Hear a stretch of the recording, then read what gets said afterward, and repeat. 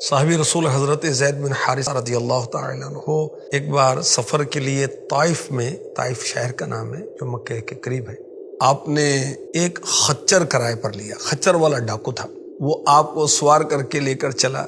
جب ویرانے میں پہنچے تو اس نے آپ کو خچر سے اتار دیا اور خنجر لے کر آپ کی طرف بڑھا۔ آپ نے دیکھا کہ وہاں لاشوں کے ڈھانچے ہیں، تو شخص سے کہا تو مجھے قتل کرنا چاہتا ہے، اتنی مہلت دے دے کہ میں 2 رکعت نماز پڑھوں۔ اس نے کہا اچھا پڑھ لے نماز۔ تجھ سے پہلے قتل ہونے والوں نے بھی نمازیں پڑھی تھی مگر ان کی نمازوں نے انہیں بچایا نہیں۔ حضرت زید بن حارثہ رضی اللہ تعالی عنہ فرماتے ہیں میں نے 2 رکعت ادا کی تو وہ مجھے قتل کرنے کے لیے قریب آ گیا۔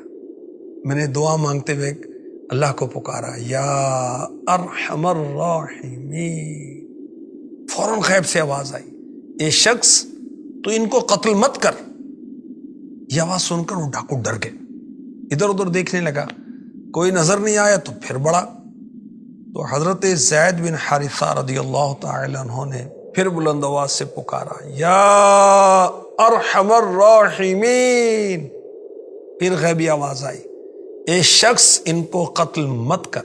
پھر تیسری مرتبہ حضرت زید بن حارثہ رضی اللہ تعالی عنہ نے یا ارحم الراحمین کہا تو کیا دیکھا کہ ایک شخص گھوڑے پر سوار ہے، ہاتھ میں نیزہ ہے اور نیزے کی نوک پر آگ کا شعلہ ہے۔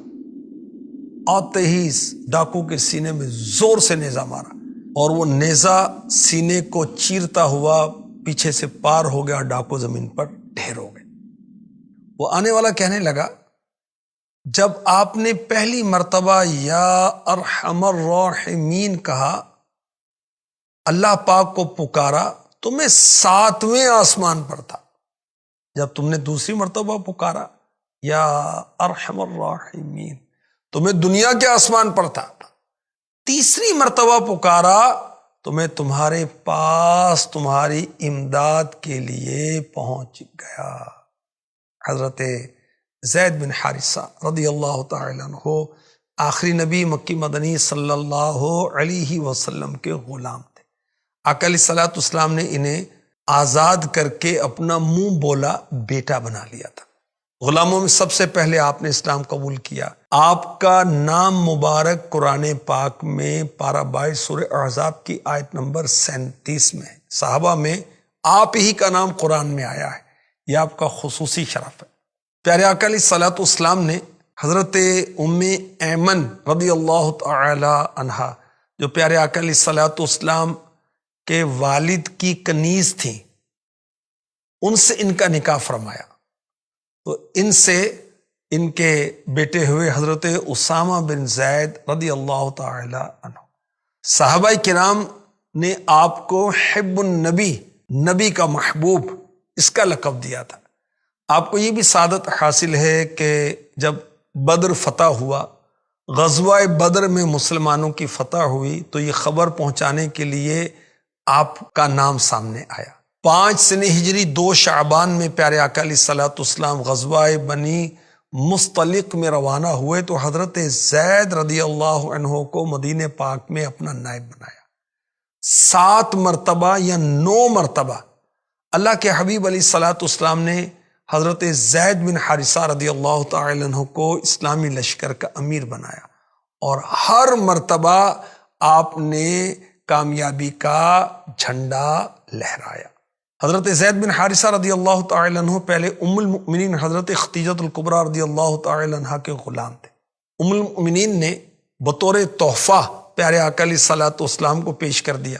حضرت زید بن حارثہ کے والد اور چچا انہیں ڈھونڈتے ہوئے مکے میں پہنچ گئے اور آقا علیہ الصلوۃ والسلام کی غلامی سے چھڑانے کے لیے بارگاہ رسالت میں حاضر ہو کر عرض کی، اے ہاشم کی اولاد، اپنی قوم کے سردار، تم لوگ حرم کے رہنے والے ہو، اللہ پاک کے گھر کے پڑوسی ہو، تم خود قیدیوں کو رہا کرتے ہو، بھوکوں کو کھانا کھلاتے ہو، ہم اپنے بیٹے کو لینے آئے، ہم پر احسان کرو، کرم کرو، فدیہ قبول کرو، ہمارے بچے کو رہا کرو۔ پیارے آقا علیہ الصلوۃ والسلام نے فرمایا زید سے پوچھ لو، اگر وہ تمہارے ساتھ جانا چاہے تو بغیر فدیے کے، بغیر رقم کے ہی تمہاری نظر ہے، نہ جانا چاہے تو میں جبر نہیں کر سکتا۔ پھر پیارے آقا علیہ الصلوۃ والسلام نے حضرت زید کو بلایا اور فرمایا تم پہچان تو یہ کون ہے؟ عرض کی جی ہاں پہچان تو یہ میرے والد ہیں، یہ میرے چچا ہیں۔ فرمایا مجھے بھی تم جانتے ہو، اب تمہیں اختیار ہے میرے پاس رہو یا والد اور چچا کے ساتھ چلے جاؤ۔ حضرت زید رضی اللہ عنہ نے عرض کی حضور میں آپ کے مقابلے میں بھلا کس کو پسند کر سکتا ہوں؟ آپ میرے لیے باپ کی جگہ بھی ہیں، چچا کی جگہ بھی ہیں۔ اللہ اکبر۔ حضرت زید رضی اللہ تعالی عنہ کے والد اور چچا نے کہا زید غلامی کو آزادی پر ترجیح دیتے ہو؟ باپ اور چچا اور سب گھر والوں کے مقابلے میں غلام رہنے کو پسند کرتے ہو؟ حضرت زید رضی اللہ تعالی عنہ نے کہا ہاں میں نے ان میں ایسی بات دیکھی ہے جن کے مقابلے میں کسی چیز کو بھی میں پسند نہیں کر سکتا۔ پیارے آقا صلی اللہ علیہ وآلہ وسلم نے حضرت زید رضی اللہ عنہ کا یہ جواب سنا تو ان کو پیار سے گود میں لے لیا، فرمایا میں نے اس کو اپنا بیٹا بنا لیا۔ حضرت زید رضی اللہ عنہ کے والد اور چچا بھی یہ منظر دیکھ کر بہت خوش ہوئے اور خوشی سے ان کو چھوڑ کر واپس چلے گئے۔ صحابہ کرام حضرت زید رضی اللہ تعالی عنہ کو کہا کرتے تھے زید بن محمد صلی اللہ تعالی علیہ وسلم۔ جب سورہ احزاب کی آیت نمبر 5 نازل ہوئی ادعوہم لآبائہم ہوا اقسط عند اللہ، انہیں ان کے حقیقی باپ ہی کا کہہ کر پکارو، یہ اللہ کے نزدیک زیادہ انصاف کی بات ہے۔ تو اب صحابہ نے زید بن حارثہ پکارنا شروع کیا۔ جب طائف کا سفر ہوا تو اللہ کے حبیب صلی اللہ علیہ وآلہ وسلم پر کافروں نے پتھر برسائے تو حضرت زید دوڑ دوڑ کر پیارے آقا علیہ الصلوۃ والسلام پر آنے والے پتھروں کو اپنے بدن پر لیتے تھے اور آقا علیہ الصلوۃ والسلام کو بچانے کی کوشش کرتے، یہاں تک کہ آپ کا سر زخمی ہو گیا۔ اللہ اکبر، اللہ اکبر۔ سن 8 ہجری جمادی الاولیٰ میں غزوہ موتا ہوا۔